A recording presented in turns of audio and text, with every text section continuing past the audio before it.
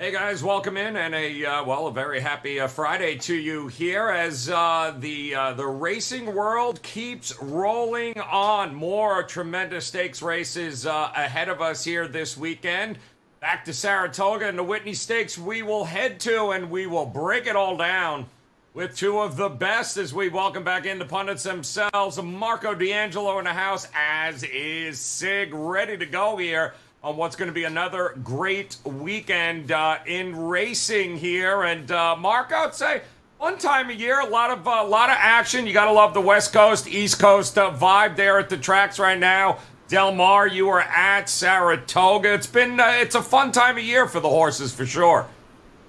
Absolutely is what we're doing right now, Joe. And this is one of those particular races. It's a win and you're in. For the Breeders' Cup. In this particular race that we're going to break down, the Whitney, the winner of this race gets an automatic golden ticket to the Breeders' Cup Classic, the premier race that we'll be looking forward to in November. So a lot on the line. We've been getting some short fields in these races, but we're not short on talent, as these have been blockbuster races with the top horses in the country going at it.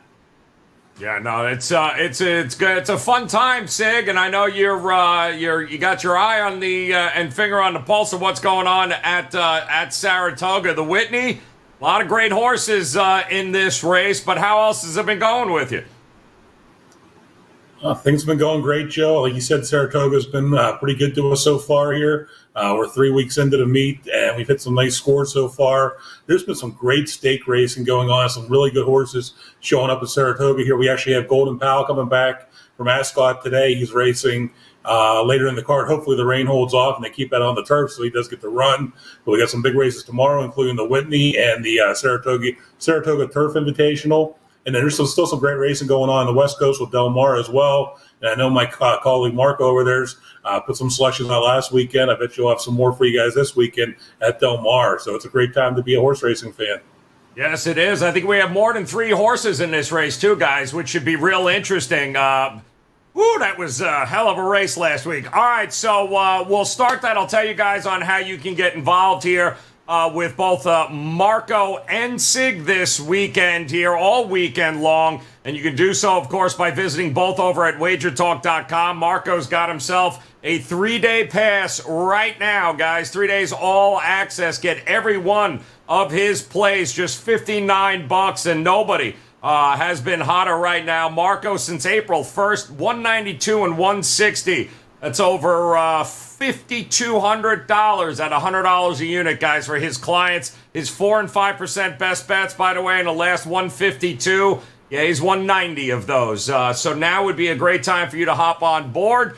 Plenty of action as we get ready for football season here. And, of course, you got to love Sig's daily racing reports. They're there every race day for you by 9 a.m. delivered straight to you. Never got a guess as to what's going on at the track or what Sig is thinking. Head over to WagerTalk.com, WT.buzz/Sig, and sign up for those daily racing reports today. All right, let's check out the Whitney here, guys. Let's see what we've got here. 6 horses. A few very familiar, to say the least here, with some of these names. And Marco, we're going to start with you. American Revolution, I believe, 5-1 morning line. Talk to me about this Todd Pletcher, Louis Saez combination. Yeah, but Todd Pletcher's not short on talent in this race, that's for sure. With a few horses in here. And American Revolution is one of those horses you hear me talk about all the time. Third start off the layoff. That's going to be the best of the form cycle. Well, that's what we've got with American Revolution. Now, he did race against one of the horses in this race last time out, and that was Olympiad. And in that race, he stalked the leaders. He was just off it. It was a pretty solid pace up front. Olympiad was sitting second, and then put away the horse on the front end. And then here comes American Revolution, a horse that I bet in that race and I thought was going to be able to go by, but just wasn't quite able to get by Olympiad. In fact, Olympiad drew off from him. So for his shot in here, although he's going to be better the third start, I just think he's a step below these horses. With that said, he's got the perfect style to pull the upset. And by that I mean is he breaks from the gate well, and then he's able to rake. This horse will sit in right behind the leaders, and they will let that battle occur on the front end, and then whoever takes the first shot at the front runner is going to be softened up by the first run horse from behind. And I think this is going to be the second run horse from behind coming off the back, and I'll explain who I think those two horses are going to be in front of him that he's going to try to run down later in the show. But I will have this horse on my ticket. All right, there you go. That leaves us with, old familiar, Hot Rod Charlie here, Sig. Some nice numbers on him. What do you think of good old Hot Rod Charlie's chances here in this one, 9-2? Yeah, Joe, Hot Rod Charlie is back here, and there's a couple words you can use to describe Hot Rod Charlie. The first word is consistent. If you take a look at his past performances, this horse is always in the top three, always shows up when he's asked to, and always performs. The other word is workhorse. This horse is 4 years old. He's in the middle of his 4-year-old campaign, actually. He's making his 17th career start here, guys. A lot of times we see these horses, these 3-year-olds, 2 and 3-year-olds, run maybe 6 or 7 races in their career, get retired and get put out the stud. Not Hot Rod Charlie. He keeps going to work, keeps showing up for you guys. Trainer Doug O'Neill's adding blinkers to this colt on Saturday here. It's an interesting change, as focus has never seemed to be a problem for this son of Oxbow. The bigger change to note, though, from his last race, Mike Smith rode him last out at Monmouth in the Salvatore Mile, which was just basically a prep for this spot here. Flavian Pratt is back aboard here, guys, and Flavian Pratt knows this horse very well. Hot Rod Charlie always shows up, gives you his best effort, which means his performances are strongly tied to the jockey. I love having Pratt back there. Mike Smith rode him, like I said, in that Salvatore Mile. Mike Smith, he's still showing up. He's still putting the rides in. The game's passed him by a little bit, guys. He's in his mid-50s here. Might be late 50s by now, actually. And, it's just time to have a jock like Flavian who can do everything well. Is Hot Rod Charlie good enough to take on Life is Good in Olympiad? I think so, guys. And while many people may be singling Life is Good as unbeatable in this spot here, I wouldn't be surprised if Charlie has something to say about that, how this race plays out. He is a definite contender in this field. All right, definitely a contender, and boy, oh boy, it's good to see old Hot Rod Charlie up there. How about number 3, though? Interesting horse here, Marco, and I can't think of anybody better to actually break down Zoomer at 30-1 than you with good old Mark Cassie and Joel Rosario. What do you think, Marco? I'm thinking what the hell Mark Cassie's thinking about putting this horse in this race. They just spent $50,000 claiming this horse out of his last race. You generally don't stick a horse in $1 million race after you claim a horse for $50,000. So they are very ambitious with the placing of this horse in this race.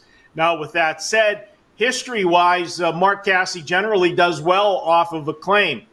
His last 6 horses, he's won first time out 17% of the time.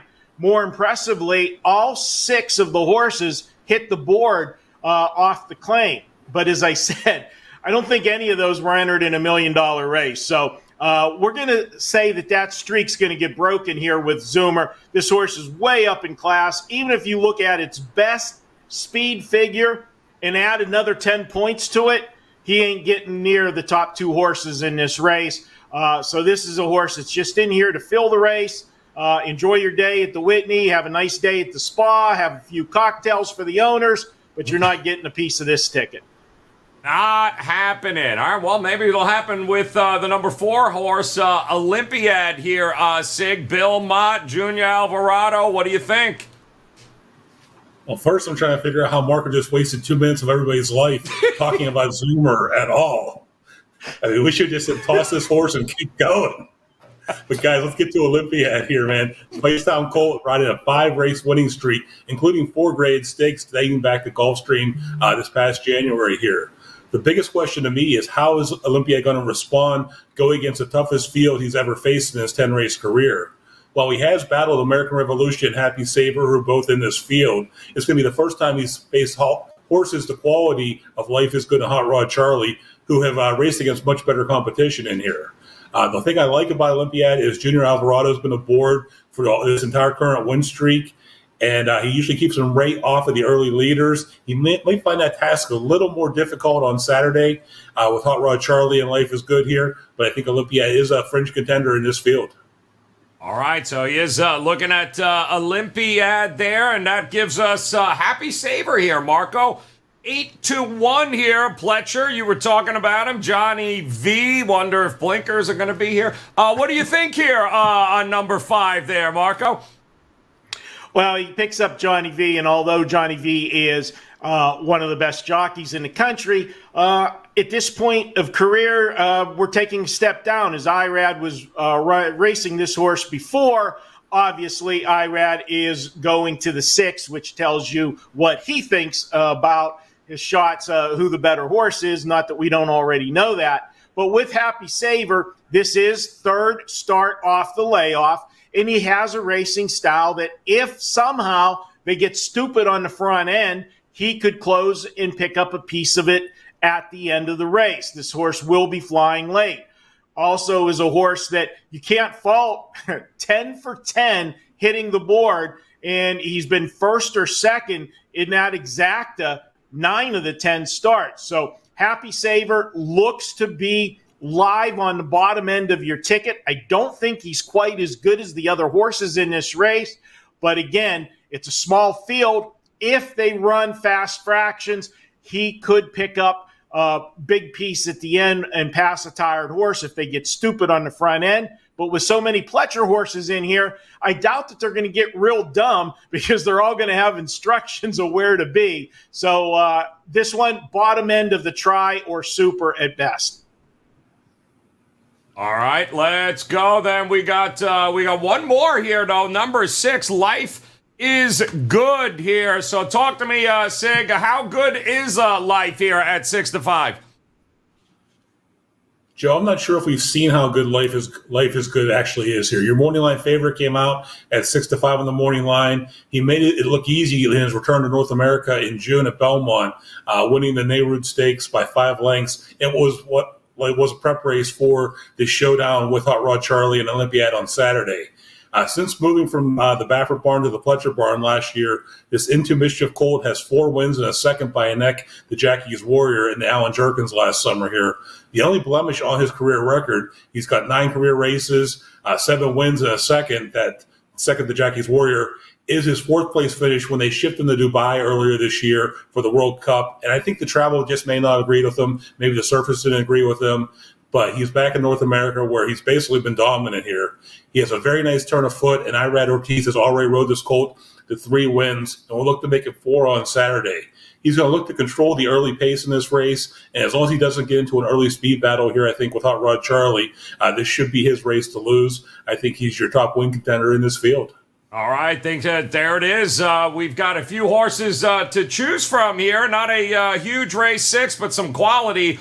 That is for sure. So, Marco, kick us off here, my man, on the Whitney. We're heading to Saratoga. This interesting field. Tell us what you think we got here. It is an interesting field, and the key is going to be how the race plays out. And last week when we talked about trips, the trip that I said is exactly the horse that won the race. However, the horse I thought that was going to get that trip didn't get it. So that's going to be the key here again. Yes, Life is Good is going to be on the front end. I think Olympiad is the horse that's going to get the best trip. Given the fact that Hot Rod Charlie's adding blinkers this week, tells me that they're going to put Hot Rod Charlie right into the flow early. And that might give us a little bit of a battle between Life is Good and Hot Rod Charlie, making Olympiad the horse that comes off of the back of those 2 horses. That's why I'm going to put Olympiad on top. And if you look at that last race of Olympiads in the Stephen Foster, he sat second off the early pace, just, flanking them, but they went decent fractions. They went to the half mile in 46 and change. That's an honest pace. Went up alongside the front runner, caught a river, and battled that horse, put him away, and then had to withstand the charge of American Revolution, which I thought might be able to collar him. Didn't. That impressed me, drawing off from American Revolution after already battling one horse. If he sits off the pace and goes by Hot Rod Charlie and Life is Good. I think he swells up on the front end and goes on and wins. I'm putting him on top. Life is Good second, because I know for sure Life is Good is going to set the fractions in this race. And then Hot Rod Charlie third. You can't fault this horse. He's been there every week, and he dances all of the big dances. And then I put American Revolution for fourth. All right, there we go. You see it right there, 4-6-2-1 with Marco on a what's going to be an amazing race day at Saratoga. So, Sig, you're up, my man. Talk to us. How close does this card look like, what you got with Marco? We agree on three of these horses in the top four, but we all have them in a different order here. Actually, guys, I sent Joe a note late. I did switch my changes up this morning when I finished capping Saturday's card for Saratoga. I did still land on Life is Good, the favorite here. I don't think we've seen his best race. If you ever watch his runouts, guys, he doesn't want to stop. That horse just wants to keep going and going. He's like an Energizer bunny. I think we're going to see an amazing race out of him on Saturday, and I think Life is Good is going to be really tough to beat. I did flip-flop Hot Rod Charlie, the two here with the 4 Olympiad. I got Hot Rod Charlie fishing second. I think he's going to be a lot stronger here, and I think he's going to have the stamina to hold on. Olympiad is faced, like I said in my analysis here, Olympiad's facing some classier horses for the first time. He is my third choice in here. He's going to be, I think, third coming out of the gate. He's used to having things his way. It's going to be a little different for him from racing off the pace. And the very consistent Happy Saver, number 5, is my fourth choice in here. He's always basically always hit that exacta for you guys, and I think he's going to be coming late. The horse that I think may be fading is Olympiad. I'm not sure if he's going to be able to keep pace with Life is Good and Hot Rod Charlie here. So Marco and I definitely disagree on that. But, guys, I won 6-2, 4-5 on Saturday. All right, there you got it. 6-2, 4, and 5 for Sig. But do yourself a favor here, guys. Huge weekend of racing.